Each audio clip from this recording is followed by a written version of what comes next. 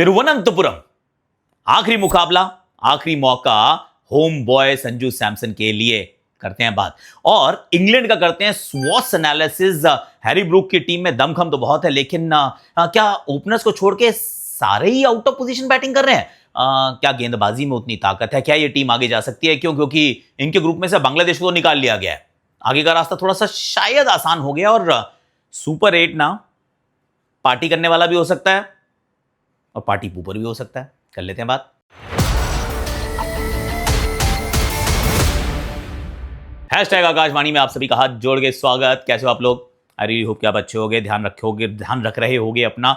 एक बड़े इंटरेस्टिंग था एक्चुअली कि पाकिस्तान के प्राइम मिनिस्टर साहब ने ये ट्वीट किया। मैं ट्वीट देखा उनका, बड़े खुश थे कि ऑस्ट्रेलिया की वो जो ए या बी टीम जो गई हुई है जिसमें मेन खिलाड़ी नहीं है, उनको एक मुकाबले में एक बायलैटरल T20 आई में पाकिस्तान ने हराया 20 रन से।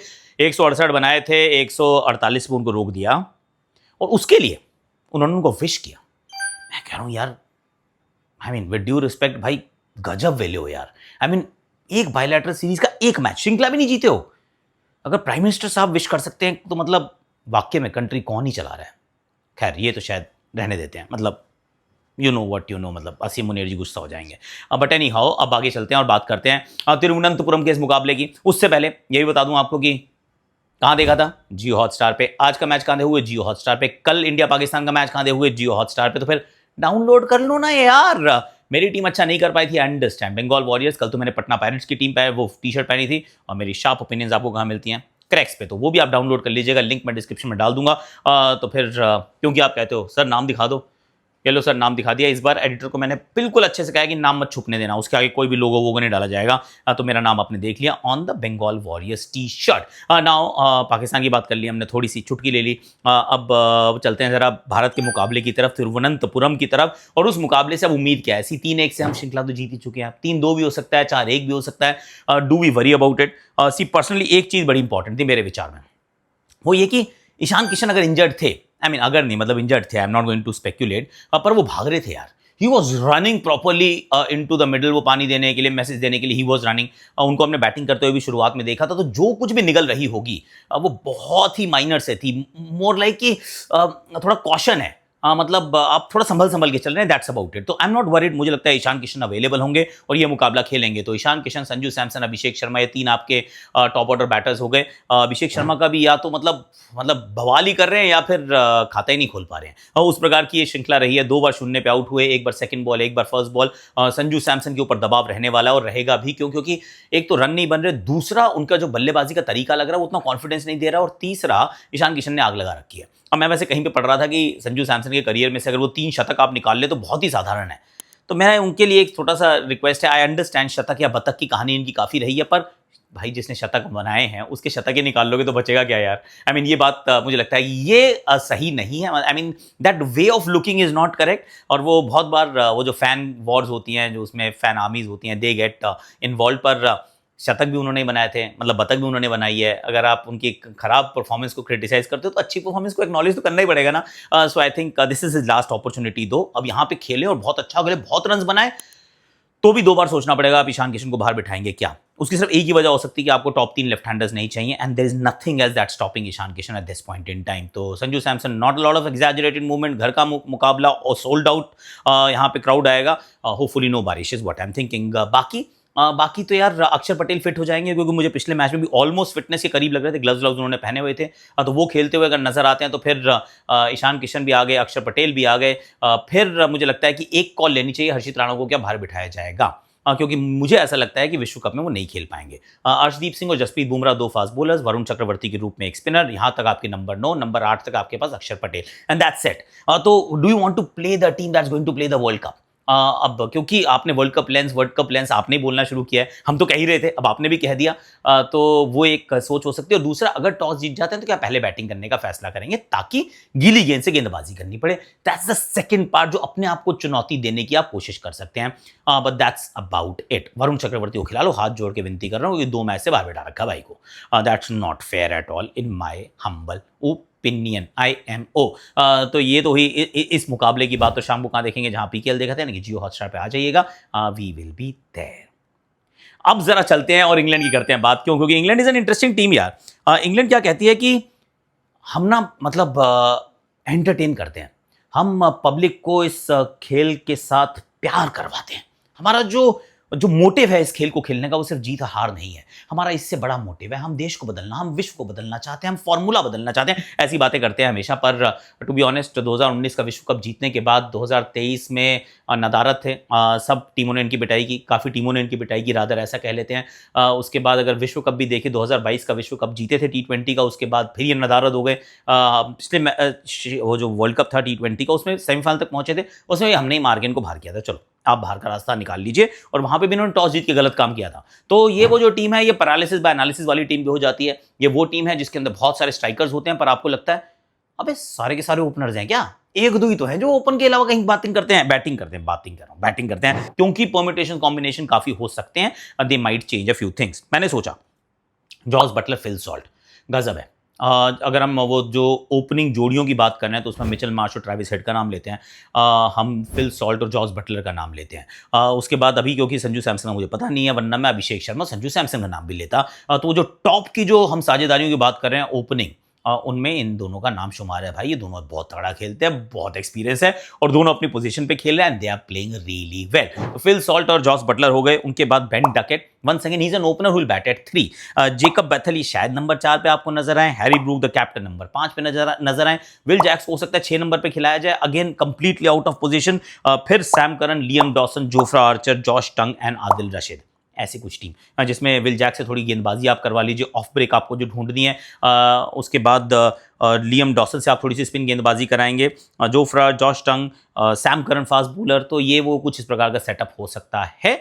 Again there changes that you can do, आप जेमी ओवरटन को भी इस टीम में रख सकते हैं, आप रेहान को भी इस टीम में रखने की कोशिश कर सकते हैं, पर इंटरेस्टिंग होगा ये किस तरीके से करते हैं। पर सबसे अच्छी बात बताऊं, स्ट्रेंथ क्या है इस टीम की सबसे तगड़ी, यार इनके मैच बड़ी जबरदस्त जगह पे हैं यार। एक तो बढ़िया ग्रुप में आ गए, पहले लग रहा था ग्रुप होगा बहुत एंटरटेनिंग, क्योंकि वेस्ट इंडीज की अच्छी टीम है, इंग्लैंड की अच्छी टीम है, नेपाल अच्छी टीम है, बांग्लादेश ठीक ठाक टीम है इन परिस्थितियों में। पर अब क्या है, बांग्लादेश है नहीं, स्कॉटलैंड आ चुकी है।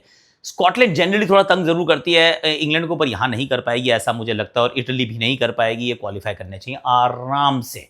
अब इनका काम हो गया आसान का, और कोलकाता और मुंबई में सारे मुकाबले हैं, सपाट पिचेस पे खेलेंगे भाई, छक्के छक्के मारने के लिए इससे बेहतर परिस्थितियां नहीं हो सकती। So they can actually bully the opposition, वो इनके पास इनकी बैटिंग में इस प्रकार की गहराई है। तो एक तो ये स्ट्रेंथ हो गई। दूसरा जब मैं देखता हूं तो इसके अंदर बैटिंग फायर पावर है यार, एब्सोल्यूट फायर पावर है, जिसमें जो स्लोएस्ट बैटिंग करता है ना, slowest, now consider this, slowest batting जो करते हैं टॉप 8 में, दैट इज सैम करन, और उस बंदे का स्ट्राइक रेट भी 131.6 का है। जो सबसे धीमा भागता है वो भी 131.6 के स्ट्राइक रेट से चलता है, तो that is Sam Curran for you. तो इसका मतलब बैटिंग में पिटाई करने वाले बहुत सारे बहुत ही शानदार खिलाड़ी हैं। और उसके बाद हम सोचते हैं थोड़ा सा वीकनेसेस की तरफ चलते हैं, जहां पे जो अगला ग्रुप होगा वो इनका ग्रुप बड़ा इंटरेस्टिंग होने वाला है। वो हो सकता है मिनी एशिया कप भी हो जाए, वो ये भी हो सकता है कि 2 एशियन टीम और एक न्यूजीलैंड और इंग्लैंड हो जाए, ये भी हो सकता है। पर वहां के लिए फिर इनको जाना पड़ेगा कहां, श्रीलंका। तो वो पहले के लिए कोलंबो, अब पता नहीं वहां की परिस्थितियां इनको रास आएंगी नहीं आएंगी, but that's for the second round. So that could be a potential banana skin की वहां पे शायद आप यहाँ पे तो मुंबई वानखेड़े तोड़ दो, Mumbai Wankhede and Eden gardens Kolkata तोड़ दो, लेकिन पहले के लिए और Colombo, Premadasa, SSC you might find a little difficult. दूसरा जो मुझे लगता है कि फास्ट बॉलिंग के अंदर ना bowling unit actually as a whole is okay bowling unit. Yeah, it doesn't give you a lot of confidence. Josh Tongue T20 career, I mean, Jamie Overton good हैं, पर is he like I don't know. उसके बाद मैं सोचता हूँ कि Liam Dawson, फिर मैं सोचता हूँ आदिल रशीद आई लाइक, हालांकि may be is past is prime, but I like him still, मुझे बहुत बढ़िया लगते हैं गेंदबाज वो। जोफ्रा आर्चर ब्लोज हॉट, फिर hot he super hot, but when he is cold is super cold, तो वो एक उनके समस्या का वो सबब बन सकती है। एंड द फैक्ट दैट हर बंदा आउट ऑफ पोजिशन खेल रहा है except the I will just tell you, except Brook, और ओपनर को छोड़ दें, ओपनर्स को छोड़ दें, ब्रूक को छोड़ दें, बाकी सारे ऐसा लग रहा है कि आउट ऑफ पोजीशन खेल रहे हैं। तो आउट ऑफ पोजीशन वाली जो कहानी है, it can be a potential banana skiing और अ वीकनेस, तो ये एक समस्या जरूर इस टीम के साथ हो सकती है। Spin bowling is also okay, it's not great, bowling department in total is not that great. So England की समस्या उनकी गेंदबाजी हो सकती है, is what I think. Opportunities इंतहा है सर, बेइंतहा है, क्योंकि अभी भी एशेज़ हार के आए हो, बड़ी बेइज्जती हो रही है। और बातें तो बहुत हो गई, अब now is the time to walk the talk. Fortunately अच्छा ग्रुप भी मिल गया, अगले राउंड तक आप पहुंच जाएंगे, तो there you actually cruise into it. और आपका सुपर 8 भी इतना खराब नहीं है, दूसरा वाला ग्रुप ज़्यादा टफ होगा, जहाँ पे इंडिया, ऑस्ट्रेलिया, साउथ अफ्रीका और न्यूजीलैंड हो सकती है।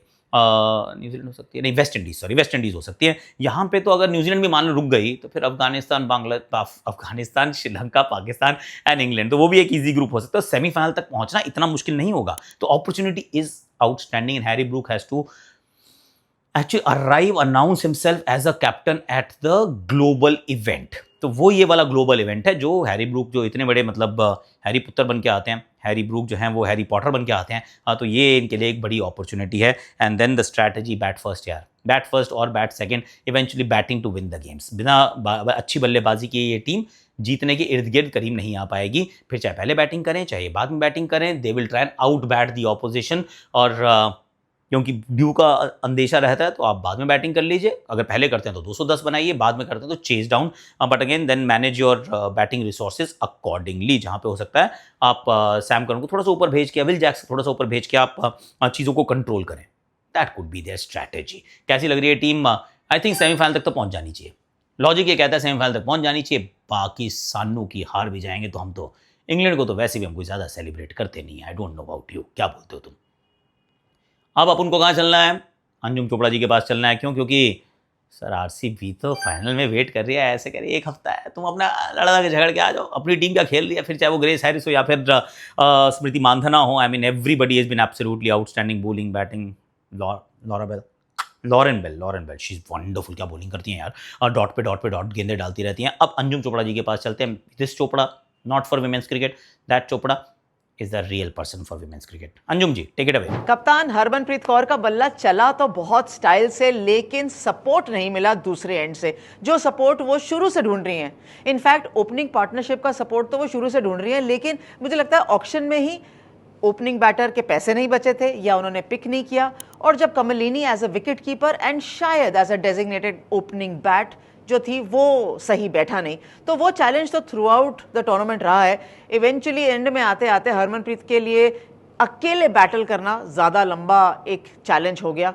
रन्स मुझे लगता है 168 चेज हो सकते थे, बहुत बड़ा टारगेट नहीं था। शायद ये और कम होना चाहिए था। अगर वो 19 रन हेली मैथ्यूज़ के ओवर में नहीं पड़ते या नहीं जाते, तो कहीं ना कहीं थोड़ा सा मोर अचीवेबल टारगेट होता। लेकिन इवेंचुअली गुजरात की यहाँ तारीफ करनी चाहिए, क्योंकि उनके गेम प्लान में ऐसी कोई डाउट नहीं था जो उनको मैच जीतने पे मुश्किल आती या हैंडीकैप रहता। उनका प्लान बिल्कुल सही था। फॉरेन प्लेयर्स के साथ हम स्टार्ट करेंगे, फॉरेन प्लेयर्स के साथ मिडिल ऑर्डर में खेलेंगे, एंड खत्म करेंगे। एंड जब बॉलिंग ऑप्शंस भी आएंगे तो वो फॉरेन प्लेयर्स के साथ ही रहेंगे। इसलिए between Sophie Devine, Georgia verum, कहीं भी कोई स्लिप अप नहीं आया। विकेट के पीछे बेथ मूनी का कंट्रीब्यूशन बहुत बढ़िया था, और कहीं ना कहीं एशले गार्डनर को ये ज़रूर पता है कि मेरे कौन से प्लेयर्स मैच विनर है और मुझे मैच कैसे जीतना है। सब कुछ परफेक्ट बैठा गुजरात जायंट्स के लिए, और पहली बार हुआ है कि गुजरात ने मुंबई को WPL में हराया है, first time. Thank you so much Anjum, thanks a lot, और थैंक यू फॉर वाचिंग। और वंस अगेन, जैसा हमने प्रॉमिस किया था, जो इंग्लैंड का स्वॉट एनालिसिस है, हम इसको क्लिप करके एक वो प्लेलिस्ट का हिस्सा बना देंगे, जहां साउथ अफ्रीका और न्यूजीलैंड और अफगानिस्तान के ऑलरेडी हमने डाल दिए हैं। तो please do check it out, आप देख लीजिएगा। अफगानिस्तान का डाल दिया, नहीं डाला, चेक करके बता देना, डाला है डाला, आई थिंक डाला है नहीं डाला, आई डोंट रिमेंबर। तो वो आप चेक करके बता दीजिएगा, और हम प्ले लिस्ट बना रहे हैं, so that everything is in one place. आज के लिए, अभी के लिए इतना ही है। अंजुम जी के चैनल को भी सब्सक्राइब करना और हमारे चैनल को भी सब्सक्राइब कर लेना, क्योंकि अच्छा होता है, दिल को खुशी मिलती है। But that's about it. Thank you so much for watching.